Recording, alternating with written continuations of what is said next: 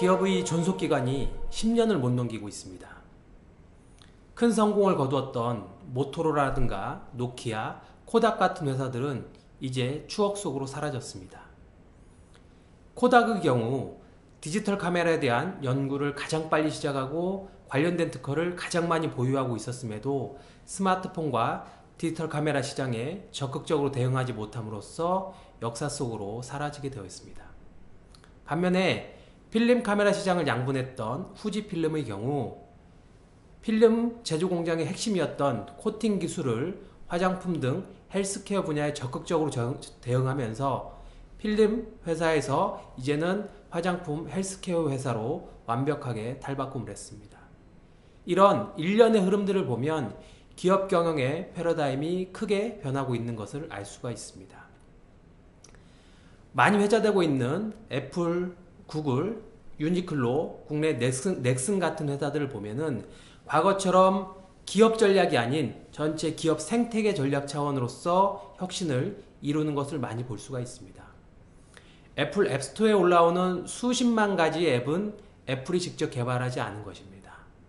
소스 코드를 공개해주고 전세계 수십만 명의 개발자들이 같이 만든 거죠. 넥슨은 자체 게임 개발에만 고집하지 않고 있고요. 외부 개발자들과 함께 퍼블리싱 플랫폼을 제공을 하고 있습니다. 유니버설 스튜디오도 자체 영화 제작에만 골몰하고 있지는 않습니다. 기업으로 하는 환경이 크게 변했다는 걸 알 수가 있습니다. 가장 극명하게 보여주는 것들이 디지털을 중심으로 한 컨버전스 현상입니다. 우리가 스마트폰에서 활용할 때 하드웨어적인 것은 삼성, LG도 좋습니다. 그러나 많은 애플 매니아들이 생기는 이유는 애플은 하드웨어 못지않게 그 안에 들어갈 수 있는 소프트웨어가 많기 때문에 그렇습니다. 애플은 일하는 방식을 수평적으로 바꾼 거죠.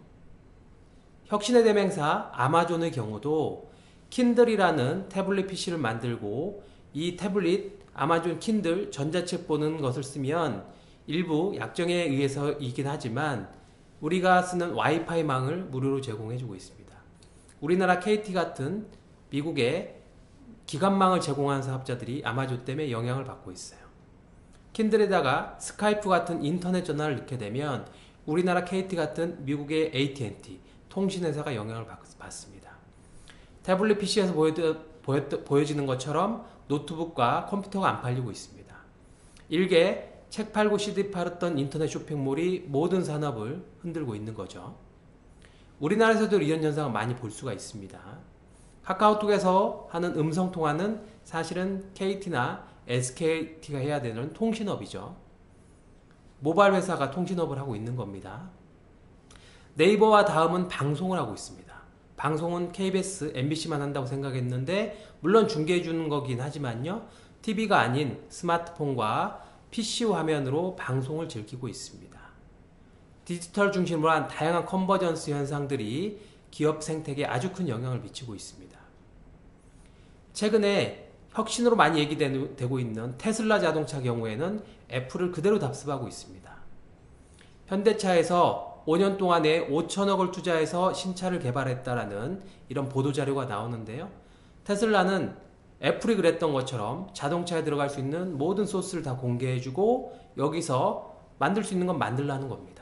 그것을 테슬라 자동차에다 탑재를 하고 누군가가 유료를 내려받으면 그 개발자와 수익을 쉐어하겠다라는 거죠.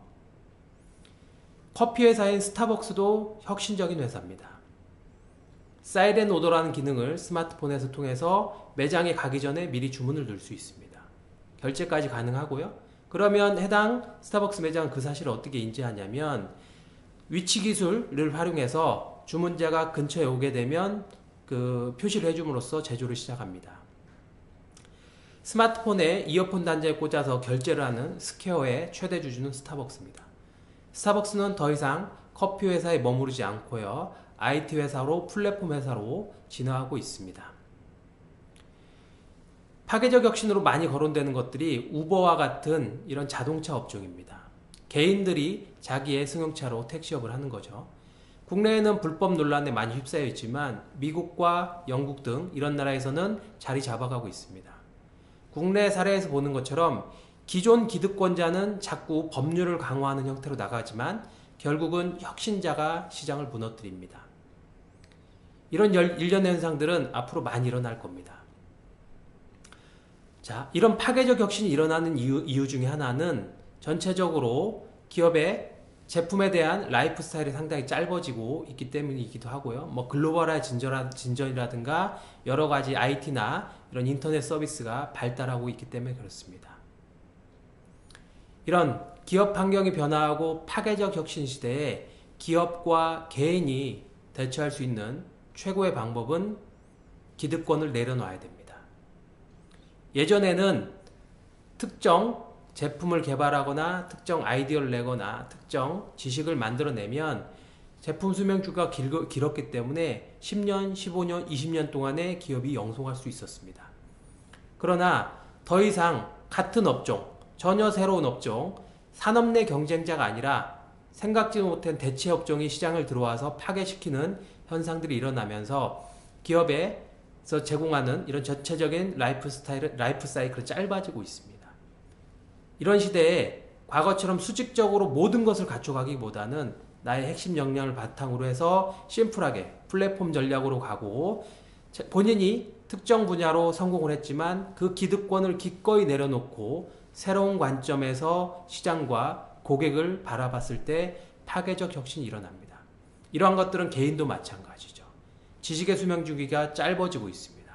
과거처럼 한 가지 지식으로 오래 사는 시대는 끝나가고 있습니다. 내가 알고 있는 것들을 기꺼이 내려놓고 새로운 관점에서 지식에 접근했을 때 개인도 지속적으로 영속을 할 수가 있습니다.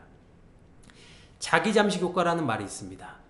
특정 분야에서 그것 때문에 성공했지만 오히려 그것이 발목을 잡으면서 한 걸음도 앞으로 나가지 못하는 현상들이 많이 있습니다. 이러한 자기잠식 효과에 빠지지 않고 지속적으로 소비자와 고객의 시장의 선택을 받기 위해서는 본인 것을 다 내려놓는 0점, 제로 베이스에서 시작할 수 있는 그러한 자세가 필요하다고 할 수 있겠습니다.